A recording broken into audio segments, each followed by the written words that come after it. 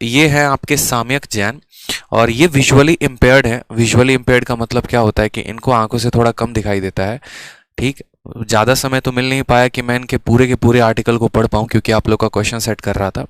लेकिन जितना मैंने इनके बारे में जाना, वहाँ से मुझे जो पता चला वो ये था कि जब ये ग्रेजुएशन में थे और ग्रेजुएशन के फर्स्ट ईयर में थे, तो इनके आंखों की रोशनी चली गई और धीरे धीरे धीरे धीरे जो है इनको पता चला कि मुझे कम दिखाई दे रहा है। वक्त आते सेकेंड ईयर में उनके बाद इनके आंखों की रोशनी चली गई और उसके बाद ये देखने के काबिल नहीं रहे, तो विजुअली इम्पेयर्ड कैटेगरी में ये आ जाते हैं।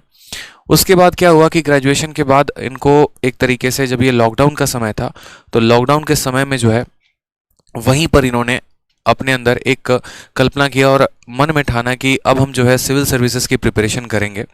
और ग्रेजुएशन के दौरान चली गई थी आंखों की रोशनी, फिर भी नहीं मानी हार, और उसके बाद ही इन्होंने ठाना कि लॉकडाउन में, देखो सेकंड पॉइंट मैंने साफ लिखा हुआ है कि लॉकडाउन के दौरान देखा कि यूपीएससी का सपना।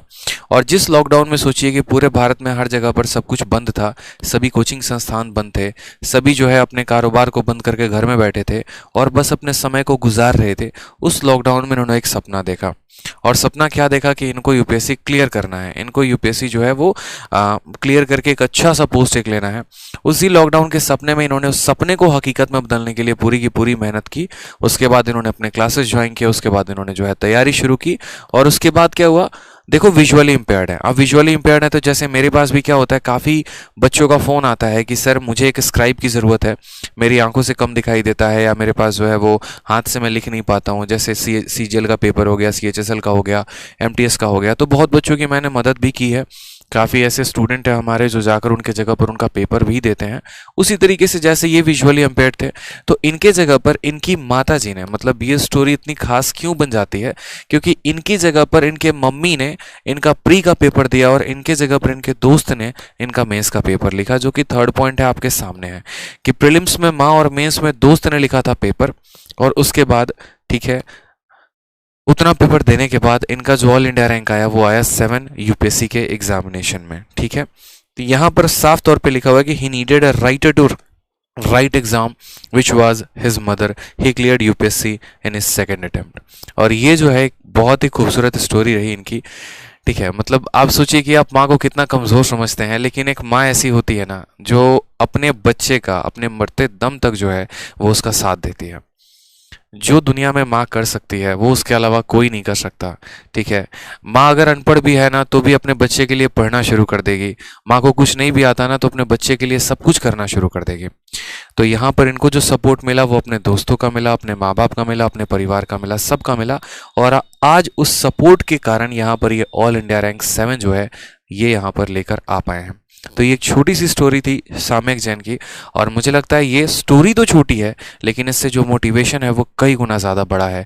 ये एक सक्सेस की स्टोरी है, और सक्सेस की स्टोरी नहीं होती है, गाथाएं होती हैं जो जुगों जुगांतर तक सुनाई जाती है।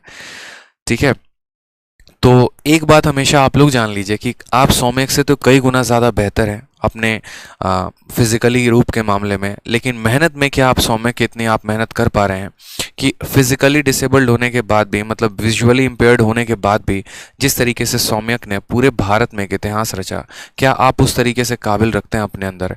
क्या आपके अंदर वो पोटेंशियल है कि आप उस लेवल पर पहुंच पाए? अगर नहीं है तो आप अपने अंदर से सवाल पूछिए कि क्या कमियां हैं मेरे अंदर जिसके कारण मैं इतने मेहनत नहीं कर पा रहा हूँ, क्या कमी है कि मैं अपने आप का बेस्ट अपना नहीं दे पा रहा हूँ। जो भी कमियां हैं उनको सुधारिए। अगर सौम्यक कर सकते हैं तो आप भी कर सकते हैं। अगर सौम्यक पूरे भारत में अपने नाम का परचम लहरा सकते हैं तो आप भी लहरा सकते हैं। इस बात का ध्यान रखिए। कभी भी आप लोग बोलते हैं ना सर मोटिवेशन मोटिवेशन, तो मोटिवेशन आलतू फालतू बातों से मोटिवेशन नहीं आती है।